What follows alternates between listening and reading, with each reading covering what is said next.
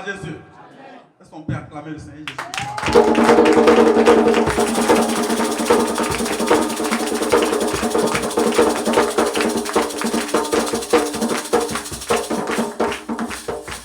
Vraiment, je suis dans la joie de voir ce peuple de Dieu, peuple de maintenant, avec un visage rayonnant ce matin.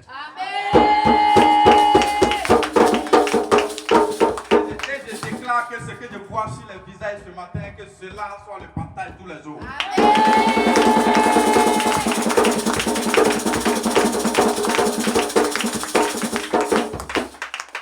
Tu peux t'asseoir, bien-aimé. On va passer au message. Comme le temps est tellement avancé aujourd'hui, il est déjà 11 heures. Reste beau. Bon, on a 45 minutes, donc chaque 10 minutes, tu soulèves un doigt. Parce que quand l'onction est là, on va au-delà. Voilà, donc chaque 10 minutes, tu soulèves un doigt. 2, 3. À 3, il va rester 15 minutes. C'est là où on va essayer de conclure le message. On va faire juste un petit exercice. Alléluia. Bien, le thème du mois. Le mois dernier, on a parlé de la sanctification. Mais ce mois de février, c'est autre thème. Comme notre papa a dit, l'homme de Dieu a dit, que c'est une année thématique. Une année où nous aurons assez de thèmes. Et depuis le début du mois de février, nous avons commencé par le thème qui est « Sois un gagneur d'âme ». Amen. Ou bien, je me trompe? C'est ça? Ok. Sois un gagneur d'âme. Mais ce matin, ça c'est le grand titre. Ce matin, nous allons expliquer, disons débattre, le sous-titre qui est l'évangélisation. Parce que pour être un gagneur d'âme, il faut bien évangéliser. Alléluia. Amen. On ne croise pas les bras, on ne reste pas à la maison pour dire je suis gagneur d'âme. Alléluia. Amen. Donc nous allons parler de l'évangélisation ce matin. Et ce matin, pour ceux qui prennent note, dans l'évangélisation, nous avons en grand A le plan de Dieu pour l'évangélisation. En grand A, le plan de Dieu pour l'évangélisation. En petit 1, on parlera. On dira que l'évangélisation c'est un fardeau pour tout le monde. Et on parlera aussi de l'amour en petit 2. Et en petit B, on parlera aussi des principes. Dans les principes, retenez que tout ce que nous faisons dans la maison de Dieu, ça a des avantages. Alléluia. Donc en petit 1, de grand B, on a les avantages. Et en petit 2, on a comment évangéliser. Et ce petit 2 là, on va essayer de faire une petite pratique avant de terminer. Alléluia. Parce que beaucoup aujourd'hui, on parle d'évangélisation, évangélisation. Les gens ont bien envie d'évangéliser. Mais comment faire le premier pas, c'est difficile. Donc on va faire un petit exercice pour terminer, pour que nous soyons tous au même niveau d'évangélisation. Alléluia. Donc je disais en grand A, nous avons le plan de Dieu pour l'évangélisation. Ok. On va aborder le petit 1. Mais retenez que dans nos référents d'aujourd'hui, il y a le livre de Jean 4. Jean 4, qu'on va lire d'abord, Jean 4, verset 36. Et par la suite, il y a le livre de 1 Corinthiens 3, verset 5 à 6. Jean 4, verset 36.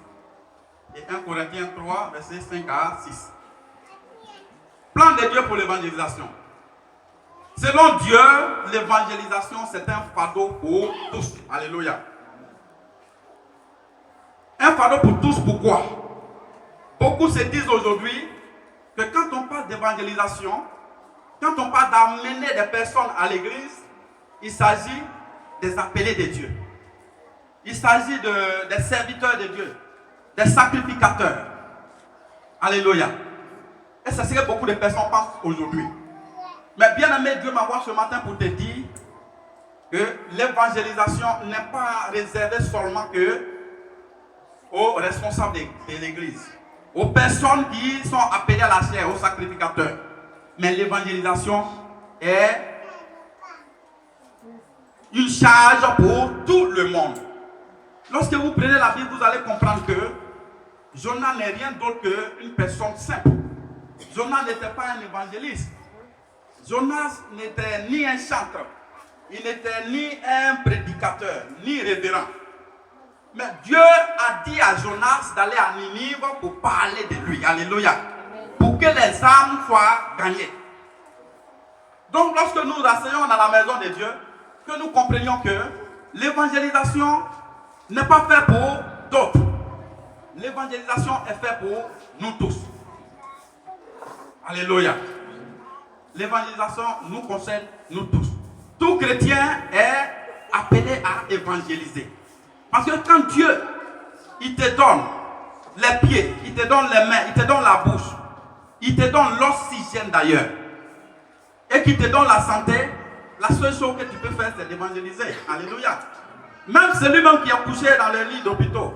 Nous sommes dans un pays sous-développé au point que lorsqu'on hospitalise, ou bien quand on te reçoit sur un lit, c'est dans une grande salle où il y a peut-être 2 ou 3 personnes. Donc de là où tu as couché sur ton lit là, autant tu causes avec la voisine des chambres, mais au lieu de parler de novelas, de parler d'autres choses, de critiquer le médecin, mais il faut parler de Jésus. Pour dire ma soeur, là où on est couché sur le lit ici là, regarde, ça c'est un extrait que Dieu vient de nous donner. C'est-à-dire qu'on pouvait partir, on pouvait ne pas retourner à la maison. Ça c'est le moment par excellence même de parler de Jésus. Là on n'a pas besoin d'un pasteur pour venir parler de Jésus, pour venir évangéliser, pour venir dire que Jésus-Christ nous aime. Alléluia. Amen. Alléluia. Donc le plan de Dieu dans l'évangélisation, c'est que nous tous on est appelés à évangéliser. Et l'évangélisation aussi c'est un fardeau. Alléluia. Quand on parle de fardeau, ça veut dire que c'est un poids que nous devons tous surmonter. C'est le jour où ta maman t'a accouché, où tu as crié mère, en venant, il y a une charge, il y a une tâche que Dieu t'a donnée. Toute personne a une tâche. Et cette tâche, c'est l'évangélisation. Alléluia. Il a dit, il y a encore d'autres brebis dans d'autres bergeries. Qui enverrai-je? J'ai besoin que ces brebis viennent dans la même bergerie. Alléluia. Regardez combien de personnes sont en train de mourir aujourd'hui. Mais nous ne savons pas, les chrétiens, nous ne savons pas qu'il y a un fardeau sur notre vie. Nous ne savons pas que l'évangélisation, Dieu nous a donné cet ordre-là. Alléluia. C'est un travail que Dieu nous a confié. Mais à supposer qu'on te confie un travail, que tu ne fais pas le travail, qu'est-ce que tu peux en bénéficier? Alléluia. Quelqu'un te donne le travail et que tu ne fais pas ce travail-là. Penses-tu avoir un salaire? Alléluia. Donc l'évangélisation, c'est un fardeau que Dieu nous donne. C'est un travail que Dieu nous donne. C'est une tâche que Dieu nous donne. Alléluia. Et tu vas comprendre. Bien aimé, on va lire le livre de Jean 4, verset 36. C'est un petit verset. Il n'est pas long. Y a-t-il quelqu'un qui a trouvé Jean 4, verset 36? C'est le premier passage ce matin. Qui a trouvé? Respo. La parole du Seigneur. Jean 4, verset 36. Jean 4, verset 36. Je lis la parole de Dieu avec respect. Parole de Dieu avec respect. Celui qui moissonne, reçoit un salaire. Et amasse du fruit pour la vie éternelle. Afin que celui qui sème et celui qui moissonne se réjouissent ensemble. Alléluia. Que Dieu bénisse ces paroles. Merci le frère. La Bible dit quoi ici? Celui qui moissonne là, il a un salaire. Maintenant, tu vas moissonner comment? Dieu t'envoie sur cette terre, il te dit, il te donne un travail. Le travail que je te donne là, c'est moi, j'ai semé. Je vous ai semé sur terre. Vous êtes rempli dans ce monde entier. Mais le travail que moi je te donne en tant qu'individu, c'est d'aller pour gagner des âmes. Alléluia. Mais moi, l'Éternel, je te dis, toute personne qui moissonne, il a un salaire. Alléluia. Nous courons vers les bénédictions, nous courons vers tout ce qui est bon. Mais nous oublions que pour que tu sois payé, il faut bien que tu travailles. Alléluia. Alléluia. C'est comme quelqu'un, on te dit, pour aller travailler dans cette entreprise, on ne veut pas voir des chaussures, on veut voir que des chaussures fermées. On ne veut pas voir quelqu'un en culotte. Pour que tu sois exemplaire là, il faut que tu sois dans des chaussures fermées, il faut que tu sois en pantalon, évite aussi de porter les jeans, il faut te mettre dans les tissus, mets-toi en costume, il faut que tu sois présentable. Alléluia. Mais un individu qui fait toutes ces choses le matin, et tu finis de faire, au lieu maintenant que tu te lèves pour aller à ce travail-là, tu vas t'asseoir, tu comptes les heures, 7h, 8h, 9h, 18h arrive, tu regardes ta télévision, tu te déshabilles, tu t'en vas dormir, tu laves, tu t'en vas dormir. Matin encore, tu te mets dans les mêmes choses. C'est vrai, tu es agréable pour cette entreprise. Alléluia. Mais est-ce que dans la fin du mois, tu seras payé? Est-ce que le peuple de Dieu me comprend? On te dit pour travailler dans telle entreprise, il faut que tu sois agréable. C'est vrai, tu es agréable. Mais est-ce que le travail pour lequel tu sois payé, là, est-ce que tu l'as fait? Tu ne l'as pas fait, donc tu n'auras pas de salaire. C'est de même pour la Bible. Dieu dit ici, on a prêché le mois dernier, on a parlé de la sanctification. La sanctification nous rend agréable à Dieu. Alléluia. La sanctification te permet d'être agréable. Au point que le jour où Jésus-Christ revient là, tu es sauvé, tu es enlevé, tu es au ciel. Alléluia. Mais tu es au ciel. Mais tu vis ici là. Mais il faut que tu sois payé, bien aimé. Il faut que tu aies des biens. Et sur la terre et dans le ciel. Alléluia.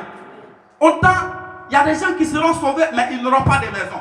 Vous voyez le sable qui est derrière la façon on a creusé. Et on a fait, comment vous appelez, où on a mis du ciment là? On a fait, la fouille, non? Voilà. Là où on a fait la fouille là, il y a des gens dans leur maison, c'est la fouille qui est là. Et puis il n'y a même pas de toiture, c'est le sable qui est là, la fouille est là. Et c'est vrai que tu es sauvé. Ça, c'est clair. Dieu dit d'abandonner le péché, tu abandonnes le péché, tout. Mais tu arrives au ciel, il n'y a pas de maison, tu es là. Pendant que d'autres sont dans les châteaux. Donc Dieu dit ici, pour que tu sois aussi dans les châteaux au ciel, et même dans les châteaux sur terre ici, il faut bien que tu travailles. Parce que lui donne salaire. Alléluia. Alléluia. Notre Dieu, il t'a donné une tâche. Et cette tâche-là, c'est ce que tu dois accomplir forcément sur terre. Ça, c'est ça qu'on appelle le fardeau. L'homme de Dieu a parlé de ça la fois dernière. Un fardeau, ça veut dire, je viens et dis, voilà, on a des enfants, on dit, bon, je suis en train de construire, toi, ton travail là, les 100 briques là, il faut les ramasser au bout d'une semaine, tu dois tout prendre pour envoyer sur le chantier. Toi, voici ton château, ton fardeau. Toi, tu dois envoyer les 100 briques. Mais l'autre, il a 10 brouettes de sable à apporter. Donc, à chacun son fardeau.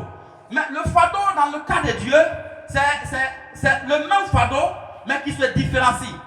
C'est-à-dire quoi? C'est-à-dire, moi, Dieu peut me dire que moi, il veut que je vienne à l'église avec 100 âmes. De gagner 100 personnes à Christ. Pendant qu'il a demandé 1000 à l'autre. Il a demandé 10 000 à mon frère. Il a demandé 500 à notre maman. Donc chacun a sa responsabilité.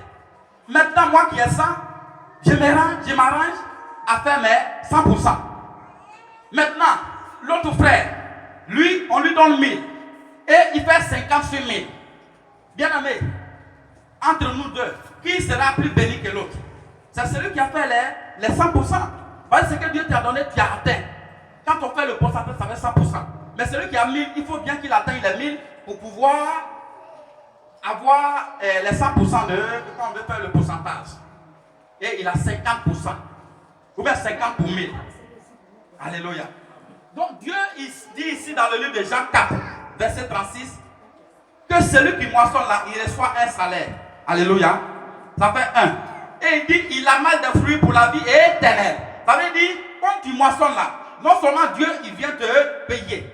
Et la récompense qu'il te donne là, c'est éternel, ça ne finit pas. Alléluia. Cette récompense ne finit pas. Et en plus, il ajoute en troisième position, il dit, afin que celui qui sème, c'est notre Dieu qui nous a créés, afin que celui qui sème et celui qui moissonne gagne les âmes, les deux soient heureux. Alléluia. À supposer que, bien aimé, tu es l'homme selon le cœur de Dieu. Dieu est heureux avec toi, ça veut dire que tu es l'homme selon le cœur de Dieu. Alléluia. Regardez David. La Bible déclare que David est l'homme selon le cœur de Dieu. Donc cela a fait que David, même dans tout son règne là, il y a eu des choses que David a eu à faire. Mais à cause de ce que Dieu l'a déjà approuvé, Dieu l'a déjà agréé, Dieu l'a déjà justifié, Dieu a trouvé toujours des moyens pour que David soit épargné. David arrive à se reconvertir. David a revenir sur le droit chemin. Alléluia. Parce que notre Dieu, il est lui qui sonde les cœurs et les reins. Il est le même qui est capable de te dire, là où tu t'en vas mon fils, il faut revenir dans ma maison. Alléluia. Alléluia. Pourquoi il peut dire à certaines personnes qui ont été parties à l'abattoir, reviens à la maison, pendant qu'il laisse certaines personnes aller mourir dans leur péché? Pourquoi? Parce que tu as gagné son cœur. Alléluia. Il y avait deux personnages. Il y avait Judas, il y avait Pierre. Mais Judas, les deux sont tombés dans le péché. Mais Dieu a laissé Judas aller se pendre. Pendant que Dieu a prié pour Pierre. Il dit, Pierre, les gens s'attendent à réclamer pour te cribler des balles. Mais moi j'ai prié pour toi, alléluia, bien aimé. Il faut que tu sois agréable au cœur de Dieu. Il a dit, celui qui moissonne, moi l'Éternel, je lui donne un salaire, alléluia. Tu ne peux pas ne pas moissonner et Dieu va te donner un salaire. Alléluia. Toute bénédiction est forcément une récompense. Il faut que le peuple de Dieu comprenne ça. La bénédiction est une récompense. Pour que tu sois béni, il faut bien que tu fasses un travail au préalable. C'est comme ça Dieu. Dieu n'est pas le Père Noël pour dire non, il se lève, il tombe sur les gens, il balance dans le quartier, il donne. Non, notre Dieu, pour qu'il te donne une bénédiction, il faut bien que tu travailles. Et le travail qu'il te demande, bien aimé, c'est de moissonner. Combien de fois, bien aimé, Dieu pleure quand il voit des personnes qui sont en train de mourir dans le péché. Mais étant donné que l'humain ne peut pas descendre pour nous parler, il nous a mandaté pour aller appeler ces personnes-là à venir à lui. Alléluia.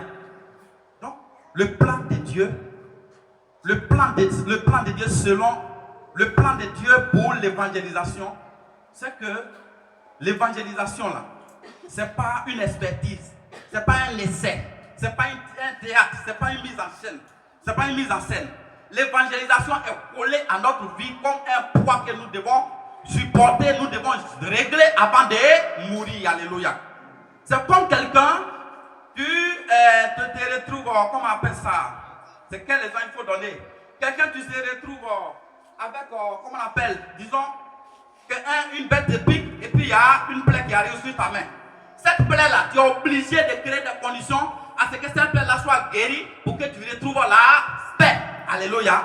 Donc c'est comme ça, à la naissance, Dieu nous a donné un fardeau. Et ce fardeau-là, on doit s'arranger en tant que chrétien à gérer ce fardeau afin que Dieu soit heureux avec nous. Alléluia. Donc, l'évangélisation, ou bien le fait de gagner des âmes, c'est un fardeau pour tout le monde. Nous tous, on est passés par là. À un moment donné, quand les hommes de Dieu prêchent, il faut chercher à envoyer quelqu'un à l'église. On se dit, mais attends, c'est qu'à sûr, dans l'église, nous, on vient d'arriver, dans l'église, il y a des anciens qui sont là, il y a ceux même qu'on a baptisés, ainsi de suite, ils vont faire ce travail. Mais bien aimé, laisse-moi te dire que Dieu dit au dernier jugement, là, ceux même qui s'habillent quand tu les vois là, ils portent les doges, ça descend comme ça traîne, quand ils viennent là, on dit, ah, c'est Dieu même qui a fait venir en personne.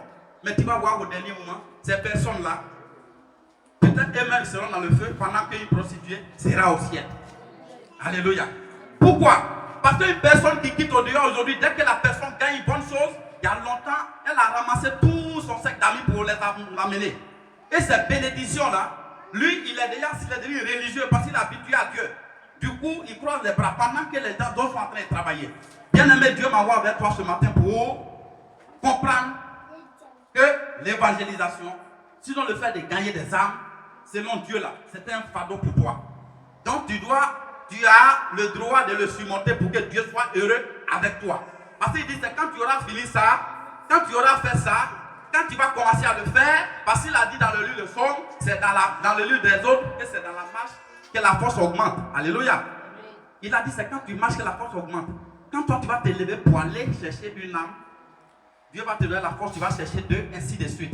Et tu seras le meilleur gagneur d'âme. Et en cela, Dieu te donne un salaire et il est heureux avec toi. Ça, c'est le point 1. Le deuxième point, le numéro 2.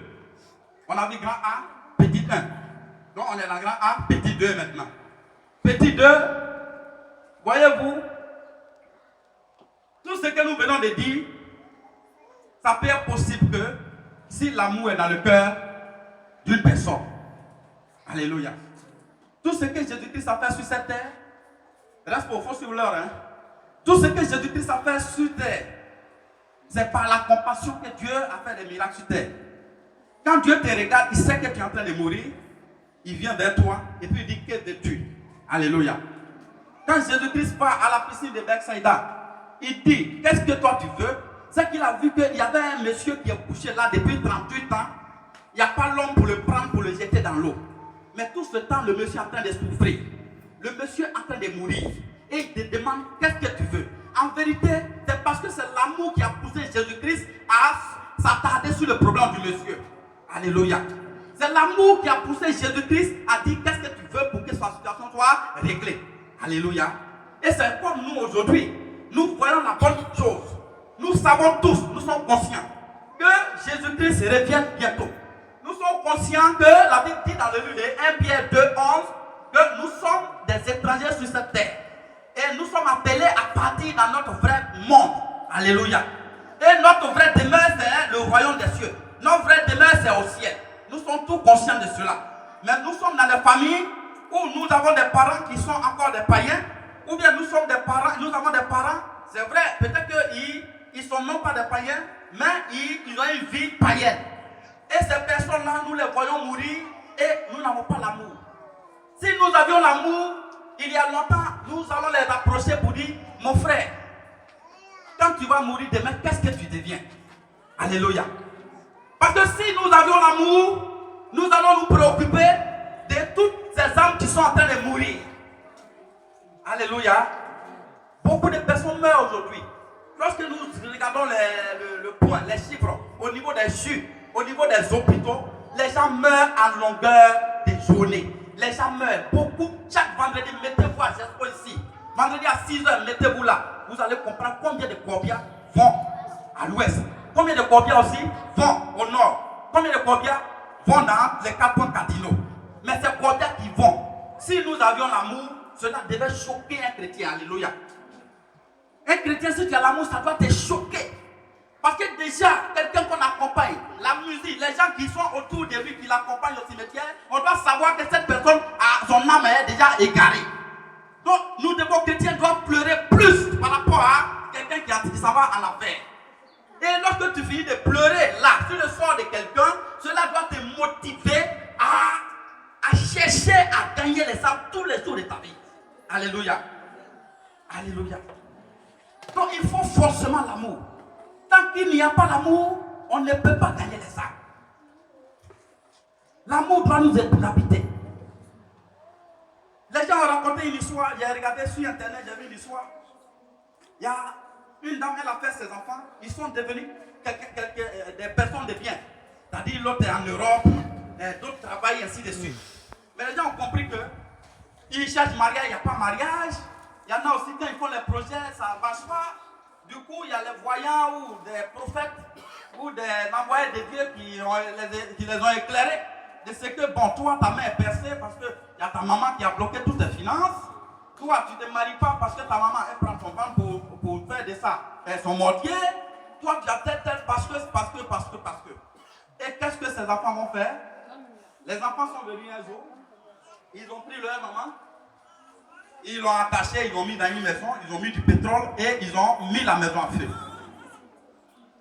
Alors quand j'ai vu cette information, cela m'a vraiment choqué. Ça m'a choqué, j'ai dit, mais regardez combien de fois nous avons des véritables problèmes dans ce monde. Combien de fois nous avons des véritables problèmes? Parce que la dame, elle est dans un autre monde. Ça vous donne le droit d'aller la brûler. Mais Jésus-Christ dit ici, si tu n'as pas l'amour, comment tu vas amener les âmes à Christ? Peut-être que toi, à partir de ton cœur, tu peux amener cette âme à changer. Alléluia. Cette dame qu'on dit qu'elle est sorcière, tu peux amener cette dame à comprendre que Jésus-Christ il est Seigneur. Tu peux l'amener à comprendre que lorsque elle accepte Jésus-Christ, tous ceux qui viennent pour lui réclamer les dettes dans le monde spirituel, Jésus-Christ, le feu de Jésus-Christ viendra pour faire clôture à cela. Et cette âme, la seule âme que tu as gagnée, bien aimé, c'est plus que ceux qui ont gagné 1000 âmes. Alléluia. Mais nous n'avons pas l'amour. On se dit non, mais si il est tué, ça va en enfer, c'est fini. Mais c'est fini là. Il faut bien avoir l'amour pour ne pas procéder ainsi. C'est parce que tu n'as pas l'amour que tu procèdes de cette manière. Et dans leur cas, c'est leur maman qu'ils ont brûlé. Mais toi au quartier, comment tu te comportes? Quand on dit telle personne c'est une prostituée, telle personne est un drogué. Mais comment, ou bien c'est mon voisin qui est sorcier, comment tu te comportes? Si on dit le voisin là, tout le monde ne veut pas habiter à côté de lui au quartier. C'est un sorcier. Mais il y a longtemps qu'il a déménagé. Tu as déménagé, tu le laisses là avec sa vie spirituelle, tu le laisses avec son Satan. Le jour où tu vas venir, on dit, ah, le sorcier il est mort. Hein. Il dit, voilà, il n'a qu'à nous libérer un peu. Alléluia. Bien-aimé, Dieu ne veut pas que tu te comportes ainsi. Dieu veut que tu développes l'amour en toi. Dieu veut que dans tout ton milieu, les âmes perdues soient ta préoccupation. Regarde, Jésus-Christ arrive et Marie de Magdala vient chez Simon. Elle met ses lames sur les pieds de Jésus et elle prend ses cheveux pour essuyer. Mais cela a scandalisé Simon. Il a dit, mais pourquoi est-ce qu'une prostituée peut approcher quelqu'un de pur? Mais bien aimé, ce que Dieu appelle pur, c'est ce que souvent nous on appelle impur. Alléluia. Les personnes que nous rejetons, ce sont ces personnes-là que Dieu appelle plus pures que nous. Alléluia. Mais laisse-moi te dire, lorsque Jésus-Christ a rejeté ce péché et il a commencé à conseiller cette dame, il a dit ne pêche point. Mais cette dame aujourd'hui, si vous lisez la Bible, vous allez comprendre que quand on parle de Marie de Magdala, avec Jean de Souza, qui accompagnait Jésus-Christ avec leur bien, c'est de cette Marie qu'il s'agit. Alléluia. Parce que Jésus-Christ a eu l'amour envers cette dernière, et c'est ce qui a marqué la femme à quitter son péché. Dieu nous demande l'amour ce matin. Alléluia. S'il n'y a pas l'amour, nous ne pouvons pas avancer. S'il n'y a pas amour, on ne peut pas avoir la soif de tomber et gagner des âmes. Alléluia. S'il n'y a pas d'amour. Regarde dans notre monde par exemple, quand tu veux obtenir de l'argent quelque part, ou bien tu veux obtenir de l'emploi, tu connais un monsieur, il est au quartier, il a une entreprise, et toi tu veux qu'il t'embauche, tu as tes dossiers. Mais durant, je crois, 2-3 mois, tu prends des stratégies. Tu cherches d'abord même à connaître ceux qui sont autour de lui. Souvent même quand tu réussis à voir peut-être sa carte de visite, il y a longtemps tu lui fais souvent les dépôts comment on appelle ça, des recharges, pour que ce monsieur-là devienne ami avec toi. Rien que parce que tu as l'amour de quelque chose. Alléluia. Mais pourquoi ce talent que nous avons, on ne prend pas ce talent pour gagner une âme? L'argent ou le travail qui est éphémère, des choses qui sont sur cette terre que nous allons laisser pour monter au ciel. Pourquoi lorsque nous sommes attachés à ces choses, on peut taper une semaine, 1 mois, 2 mois, en train d'insister, multiplier les stratégies pour pouvoir obtenir ce qu'on veut obtenir. Pendant qu'il s'agit de gagner une âme, dès qu'on essaie que ça ne passe pas, on baisse les bras. Souvent, moi, pour se lever, on trouve que c'est trop difficile de me lever et puis aller chez quelqu'un pour évangéliser. C'est difficile, mon temps, je n'ai pas le temps en fait. Alléluia. On trouve qu'on n'a pas le temps de gagner des âmes. Mais lorsqu'on te dit, il faut te lever, il faut que tu sois là à 7h00 pour qu'on puisse prendre ton dossier pour travailler. Déjà même à 5h30, tu as fini de te laver, tu es sur la route. Bien aimé, Dieu m'envoie te dire qu'il y a quelque chose de mieux que ça. Alléluia. Dieu m'envoie te dire qu'il y a quelque chose de mieux que le travail. Dieu m'envoie te dire qu'il y a quelque chose de mieux que le voyage. Il y a quelque chose de mieux que le mariage. Quelque chose de mieux que l'argent. On appelle ça le gain des âmes perdues. Alléluia. Parce qu'il est celui qui dit, cherchez premièrement le royaume des cieux et le reste vous sera donné. Alléluia. Il faut chercher premièrement le royaume des cieux. Le reste là, ça va venir. Le reste là, ça va venir. Donc l'amour est l'élément le plus important dans notre vie. L'amour est l'élément le plus important. Aujourd'hui, nous sommes véritablement méchants dans nos églises. À cause même, souvent quand tu regardes le témoin des personnes qui ont rétrogradé, des personnes qui étaient à l'église, qui ont quitté l'église pour se retrouver au dehors, quand tu regardes, tu les écoutes, mais tu as les larmes aux yeux. Tu as les larmes aux yeux, pourquoi? Parce que le chrétien, il n'a pas l'amour. Et le comportement du chrétien fait que les âmes quittent l'église pour aller dans les bras de Satan. Pourquoi? Parce qu'ils se retrouvent en famille dans les bras de Satan. Alléluia. Prenons un exemple. Une personne qui prend la cigarette par exemple au dehors. Lorsqu'il arrive, il trouve 4 amis, comment lui tire? quand il tire là, il tire comment? Tiens donc. Tu ne demandes même pas, hein, il te donne. Tu tires. Il ne cherche même pas à savoir si tes dents sont pourries. Il ne cherche pas à savoir si tu t'es brossé pendant un mois. Il ne cherche pas à savoir si tu as la tuberculose. Il ne cherche pas à savoir si tu as telle maladie. Mais lui, il finit de tirer. Pour lui, l'amour qu'il a, il veut que vous soyez toujours ensemble. Il prend ce mégot-là, il donne à l'autre. Lui aussi, il prend, il tend à l'autre. Et là, ça crée une solidarité. Parce que vous avez fait la même chose. Du coup, vous êtes liés à vie. Alléluia. Vous êtes liés au point où quand un quitte au dehors, il vient avec, disons, un projet, les gens sans réfléchir, ils adhèrent.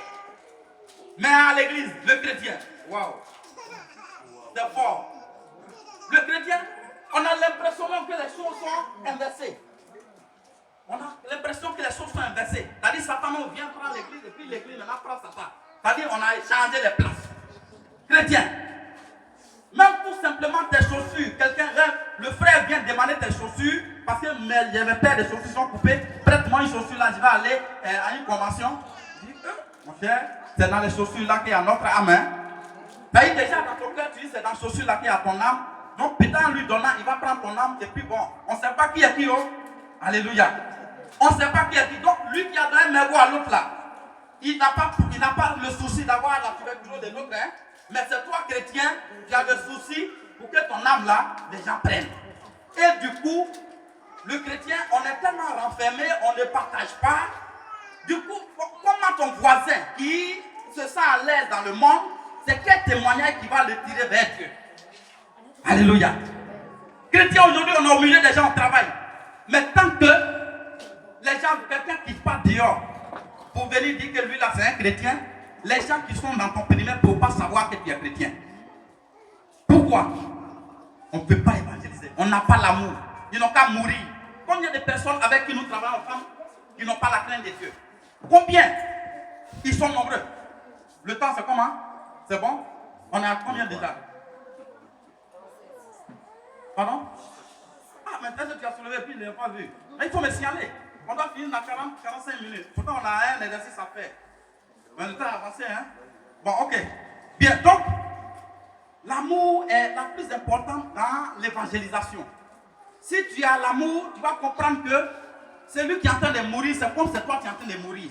Parce que tu ne peux pas comprendre que toi, demain, tu seras heureux au ciel pendant que quelqu'un sera en enfer à vie. Tu perds un parent qui n'a pas accepté Jésus qui est mort, cela tous les jours doit te travailler en tant qu'un chrétien. Ça doit te travailler, tu ne dois pas te réjouir de ce qu'il est dans Marabouta, il nous a libérés maintenant. Il a assisté nos bénédictions, il nous a libérés maintenant. Ça doit te travailler au point que cette erreur ne doit plus la reprendre. Alléluia. Donc l'amour est très important. On va passer au grand B. Le temps est avancé. C'est l'exercice qui est important. Parce que beaucoup ne savent pas aujourd'hui comment il faut évangéliser. Grand B. Les principes. Dans les principes de l'évangélisation, on va d'abord lire, le deuxième passage. Le deuxième passage qui est 1 Corinthiens 3, versets 5 à 6.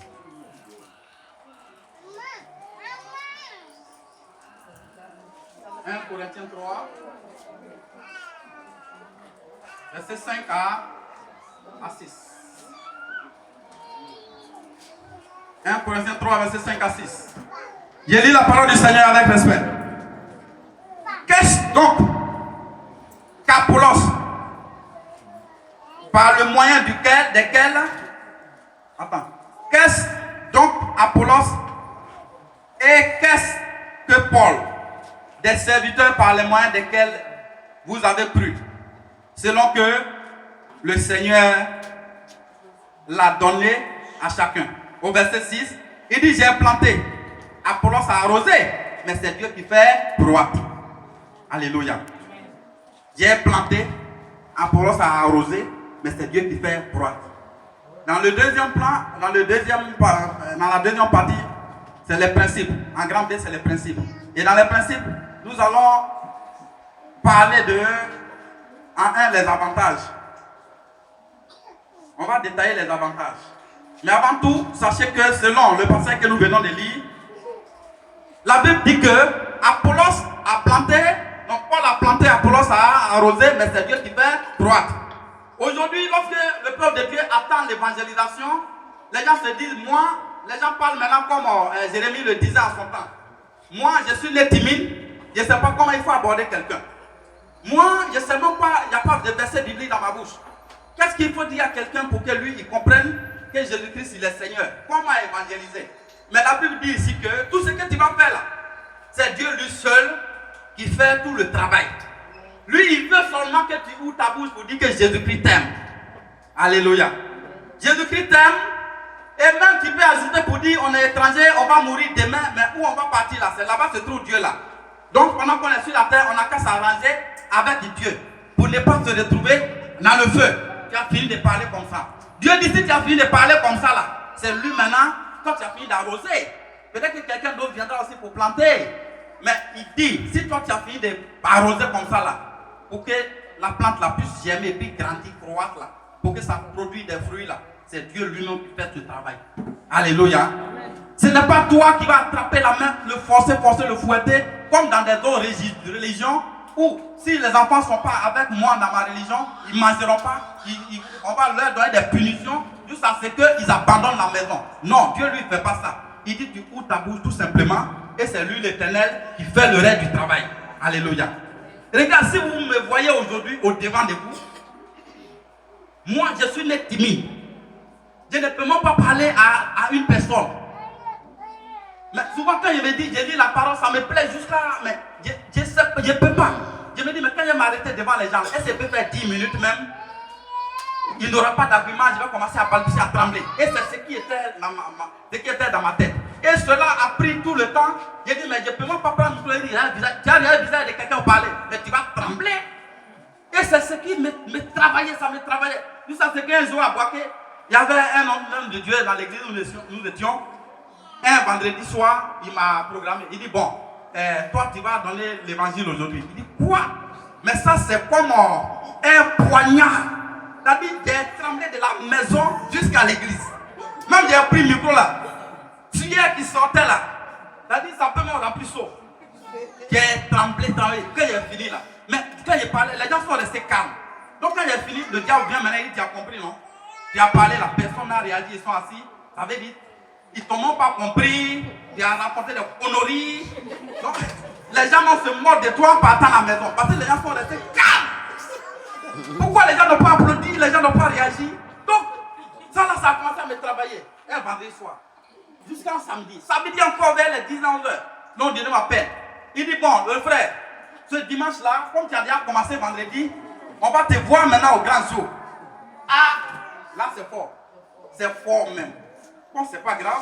Tout compte faire, c'est que moi, si je viens de faire ici là, c'est pas, les gens ne vont pas me suivre au dehors en train de me contrôler. Moi, j'ai fini de flasher, j'ai fini, c'est fini. Donc, Dieu merci. J'arrive le dimanche matin, avant même que le culte commence, il y a un frère qui est venu vers moi, il dit, ah, mon frère, ton message la fois dernière, là, ça m'a touché. Je n'ai même pas pu dormir pendant tous les 3 jours. Alléluia. Donc, quand il a dit que le message l'a touché, automatiquement, le diable maintenant il a honte. Puisqu'il y a un témoin qui vient d'arriver. Et cela m'a donné le zèle. Quand je suis sorti de là le dimanche, c'est parti comme ça pour toujours. Alléluia. Donc il y a un jour pour que ça commence. Là, je déclare que quand tu vas quitter ici aujourd'hui, tu sois le meilleur gagnant d'âme. Alléluia. Parce que je crois avec l'éternel Dieu que rien n'est impossible. Je crois avec l'éternel Dieu que avant de venir, combien de portes nous traversons? Il y a beaucoup de portes qu'on dépasse. Il suffit de faire un bronze, il dit bon, moi je vais visiter 2 portes par jour. Non, une seule porte même. Une seule porte par jour. Jusqu'à dimanche là, ça te fait 6 portes. Mais à supposer que 6 portes là, dans une porte, il peut y avoir 1 ou 2 personnes. Il peut y avoir toute une famille. Alléluia. Donc, en le faisant, tu vas voir que Dieu même en commençant, la force va augmenter. Il dit dans la marche que la force augmente. Alléluia. Bien, donc nous allons voir les avantages. Les avantages en petit 1, c'est que il y a les avantages sur le chrétien lui-même et puis il y a les avantages sur l'église. Alléluia. Lorsque tu évangélises et que tu gagnes des âmes, les avantages sur le chrétien, c'est que toi, le chrétien, tu grandis spirituellement. Alléluia. Parce que, à supposer que, moi, par exemple, je viens avec 2 personnes à l'église, ou bien 3. Mais, si je viens à ces 3, je deviens automatiquement leur modèle. Et quand je suis leur modèle, le dimanche, si je ne viens pas à l'église, le frère va dire, c'est qu'on peut venir un dimanche et puis ne pas venir un dimanche. Alléluia. Donc, il va me demander, ah, on est parti là, tu n'es pas venu ce dimanche, ça fait 2 fois maintenant que tu n'es pas venu dans le mois.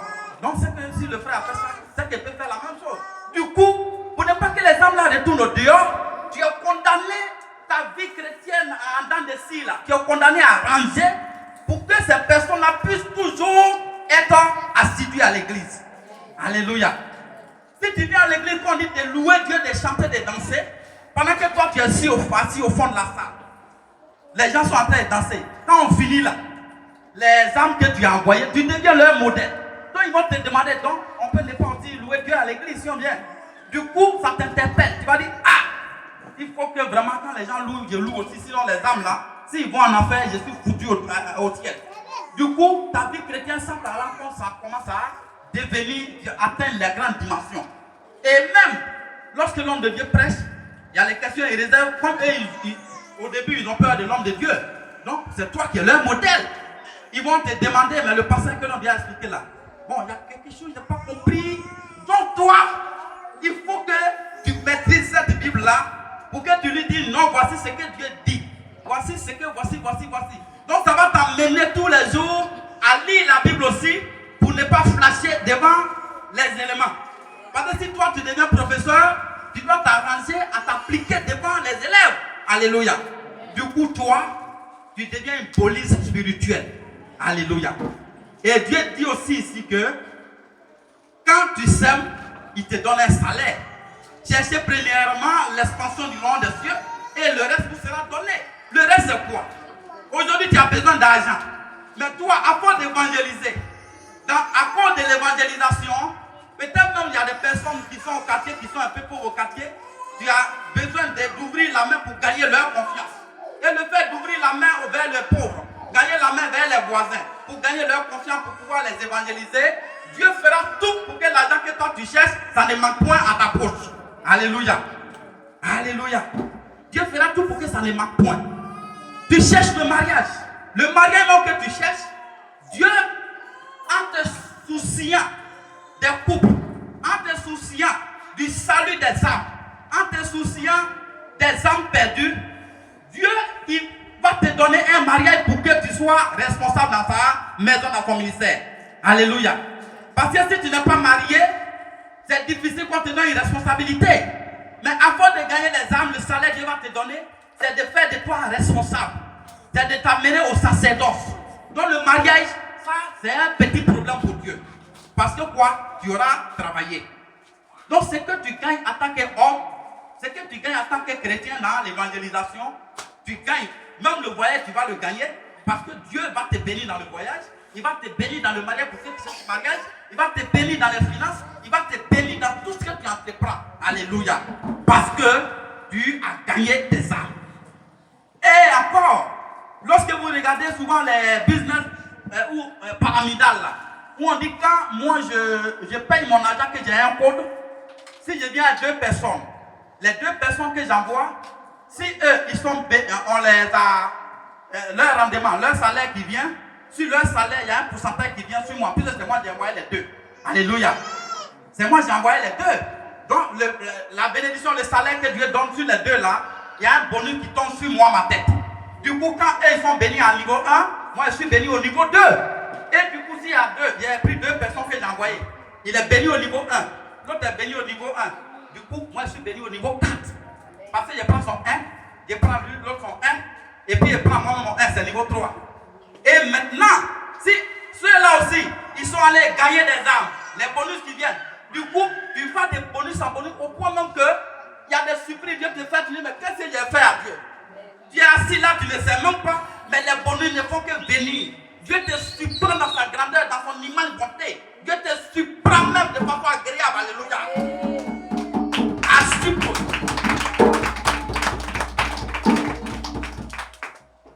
Actuellement, la personne qui a réussi à convertir l'homme de Dieu là, tous vos bonus là, c'est versé sur lui. Waouh!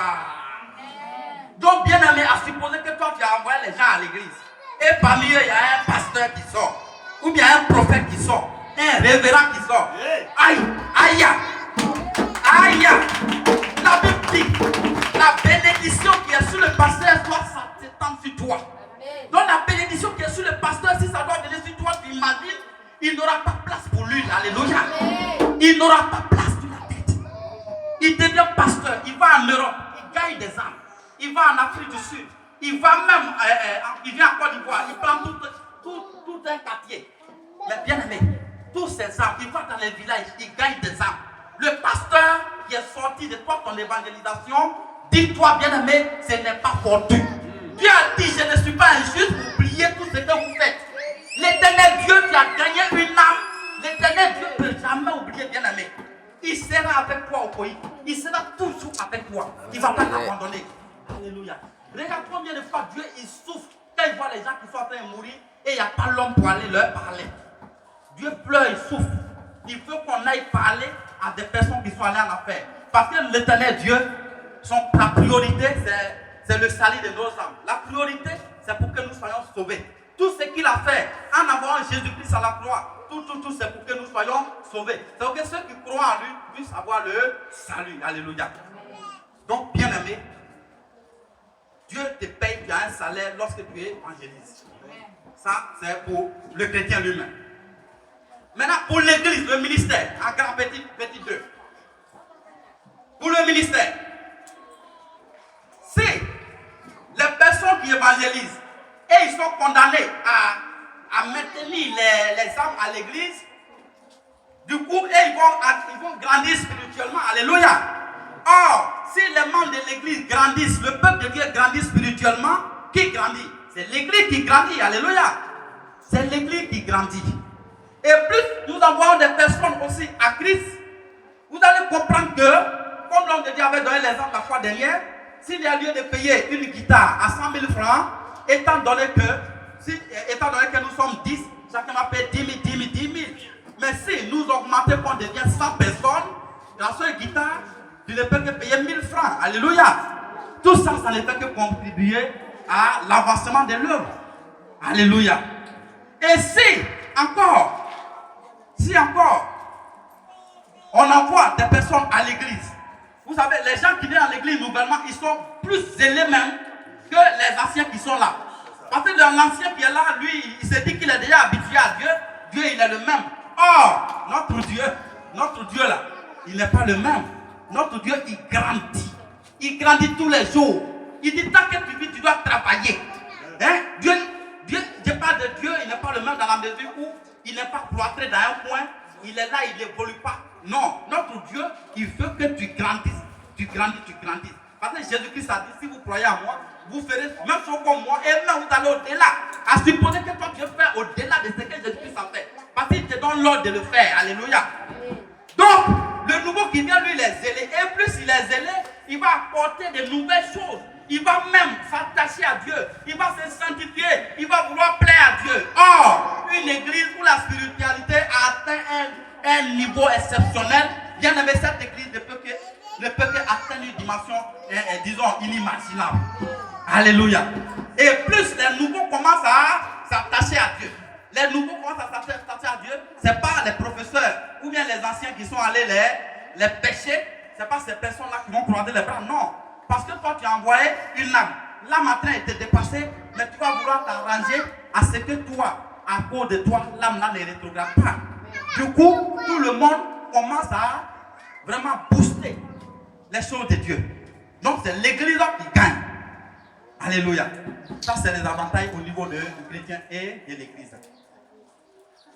Maintenant, le dernier point, ça, c'est comment évangéliser. C'est là que nous allons faire juste un petit exercice. Parce que dans l'évangélisation, lorsque nous devons évangéliser, il y a 3 situations que qui sont possibles devant nous. D'abord, avant d'évangéliser, on ne se lève pas pour aller évangéliser comme ça. Il faut prier Dieu pour demander qu'il te donne le courage et la force. Alléluia.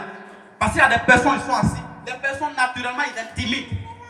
Tu arrives vers lui, la façon dont de te regarder là, tu perds tout ton moral déjà. Donc, ces personnes-là, il faut demander à Dieu de te donner la force pour que tu puisses approcher. Parce que si Dieu ne t'a pas accompagné, que tu t'es levé de toi-même, quand tu arrives là, dès que lui-même il ouvre la porte, il t'éloigne déjà là. Tu dis non, c'est bon, je me suis trompé des portes. Oh, tu n'es pas trompé des portes, hein, tu es venu le voir. Parce que quoi? Dieu ne t'a pas accompagné. Donc il faut demander que Dieu te donne le courage de pouvoir évangéliser. Alléluia. Parce que c'est lui qui fait tout. Il a dit c'est lui ici l'Éternel qui fait croître. Donc si lui, il n'a pas demandé sa caution et puis tu t'en vas, mais il y a des choses que tu peux rencontrer. Donc demande qu'il te donne la force, demande que la paix soit avec toi en aller et en retour. Parce que là où tu es arrivé aussi, tu peux arriver où peut-être ils vont vouloir t'agresser, vous agresser, tout ça. Donc tant que Dieu ne vous a pas accompagné, ça serait un peu difficile. Donc demandez que Dieu vous accompagne quand on va évangéliser. Et c'est le seul Dieu, lorsque les gens ont des mauvaises intentions, c'est lui qui va les décourager. Alléluia.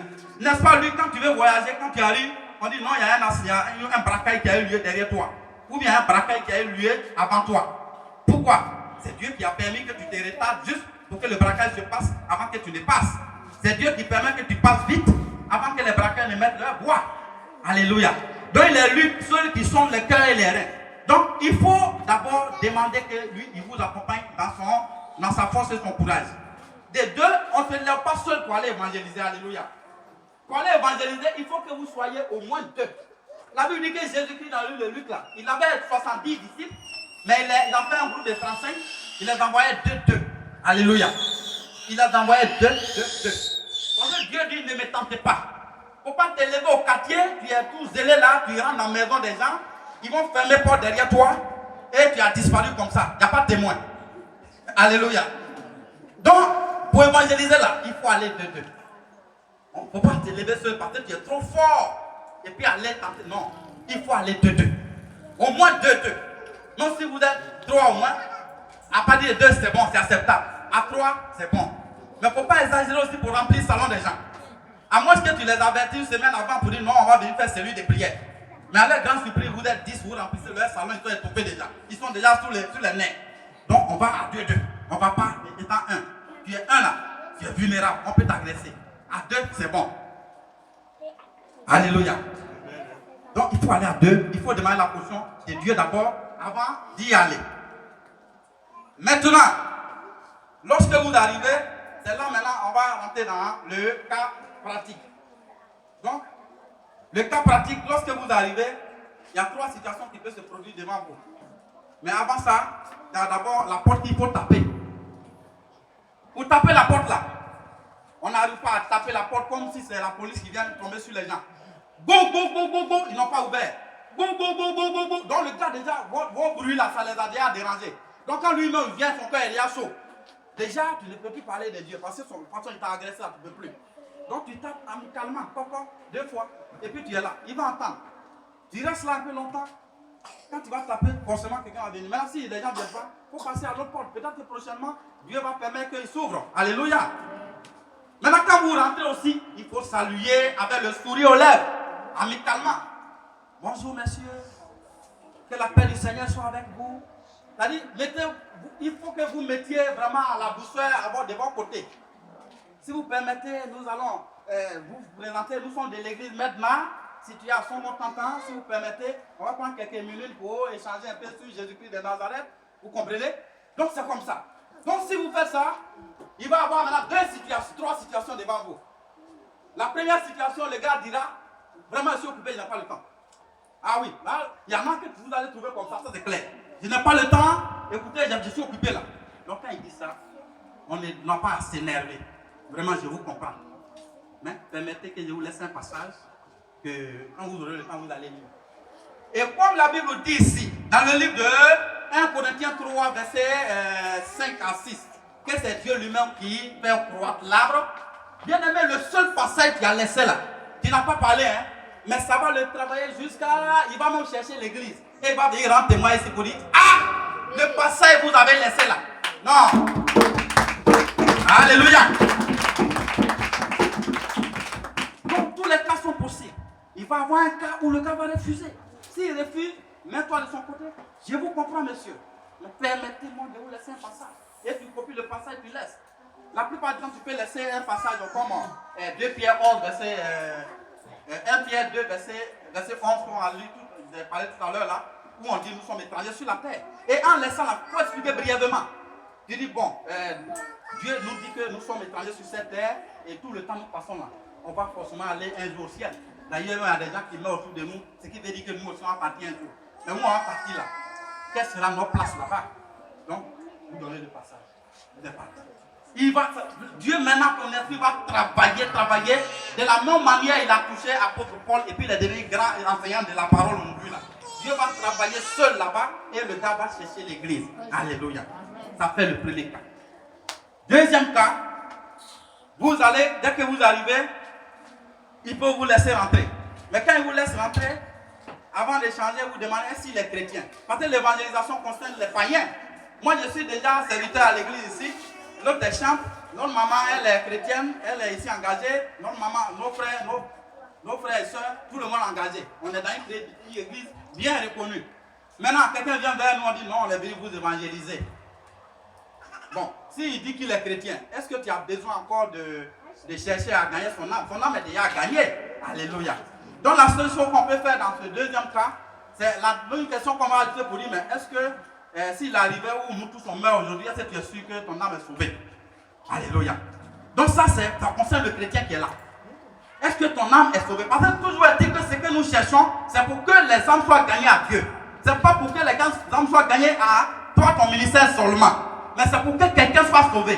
Parce que ça ne sert à rien, tu vas remplir ton église pendant que c'est les païens qui ont rempli et le jour où Jésus revient, tout le monde reste. Non. Ce qu'on veut, c'est pour que les gens soient sauvés. Donc si la personne est chrétienne, tu demanderas à la personne si Jésus revient aujourd'hui, elle sera sauvée, elle sera au ciel. Donc en posant cette question, le chrétien va tiquer. Parce que déjà, il va commencer, l'Esprit de Dieu va maintenant l'emmener sur toute sa façon de se comporter. Dans son péché mignon, l'Esprit de Dieu va dire, attends, si tu es chrétien, hein, mais ce péché-là, tu as vu aujourd'hui, non? C'est Dieu même, c'est moi qui j'ai envoyé les fidèles vers toi. Et quand tu vas quitter là, la personne va abandonner ce péché. Et même si la personne dit oui, quand la personne dit oui, ça te permet de compléter. Pour dire, mais on peut penser être sauvé, mais est-ce que tu peux imaginer que tu n'as pas eu à poser un acte un jour qui t'a fait perdre le salut? Alléluia. Parce qu'on peut être sûr qu'on est sauvé, mais le salut, on peut perdre le salut. Donc en disant toutes ces choses, la personne va comprendre que oui, hier j'étais sauvé quand j'ai commencé à aller à l'église. Mais plus je suis devenu ancien, j'ai commencé à tricher à les péchés. Du coup, quand tu finis ça, quand tu complètes aussi pour dire voici ce que la Bible dit exactement de celui qui doit être sauvé, si tu acceptes Jésus, que tu fais ce que Dieu dit, tu crois en Jésus-Christ de Nazareth, c'est là que tu seras sauvé. Tu crois en sa parole et que tu la mets en pratique. Donc en disant cela, tu as fini avec le chrétien. Une troisième personne, c'est une personne maintenant. Vous êtes chrétien? Non. Si la personne n'est pas chrétienne, du coup, tu as un large temps. Si la personne t'a accepté que la personne n'est pas chrétienne, tu as un large temps de dire tout ce que tu peux dire à la personne. Ça veut dire que c'est un tableau qui est noir où toi tu dois apporter un peu de lumière. Or cette lumière-là, c'est comment on appelle ça? C'est éducation CP1, CP2 que tu vas faire un peu. Et même toucher les points saillants pour ne pas perdre le temps du monsieur. Tu vas lui parler, tu vas lui dire que Jésus l'aime. Parce qu'il y a des personnes qui sont là, qui ne savent même pas que Christ les aime. Ils sont dans leur coin, ils sont aigris, ils disent, moi Dieu m'a oublié, il ne m'aime pas. Donc il faut commencer par dire que Dieu l'aime. C'est pour ça qu'il a envoyé Jésus-Christ mourir à la croix pour qu'il soit là. Et s'il est vivant aujourd'hui, pendant que d'autres sont au cimetière, c'est parce que Christ l'aime. Dieu veut qu'il soit quelqu'un dans sa maison. Alléluia. Et tout ce que nous cherchons, les rancœurs, tout ce que nous avons gardé dans notre cœur, Jésus-Christ est venu pour guérir tous ces cœurs. Il a dit, si ton mari te maltraite, moi l'éternel Dieu, je te donne la guérison des blessures intérieures. Il dit, moi je suis ton époux. Donc si ton mari ne te fait pas bise tous les jours, il ne t'apprécie pas tous les jours, il ne paye pas cadeau de Saint-Valentin te donner, mais dis-moi, j'ai l'éternel des armées, quand je vais mourir, mon âme sera sauvée. C'est l'essentiel. Donc ton cœur est déjà guéri.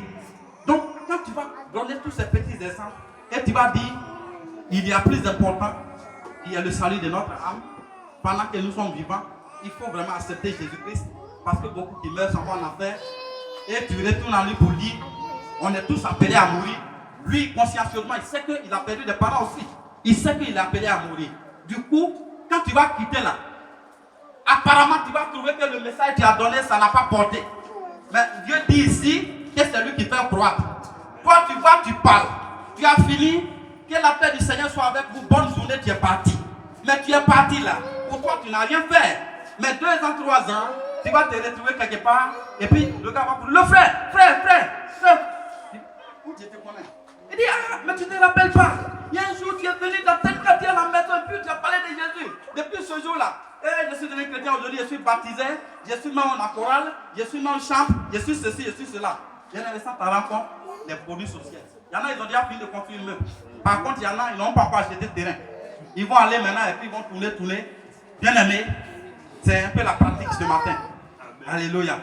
Donc, qu'on n'ait pas peur pour évangéliser, c'est Dieu qui nous accompagne. À partir d'aujourd'hui, il faut que nous prenions le courage. Même si tu arrives, quel que soit l'un des 3 cas que tu vas trouver, il y a déjà une solution. Si le gars il dit d'occuper, laisse-lui un passage biblique.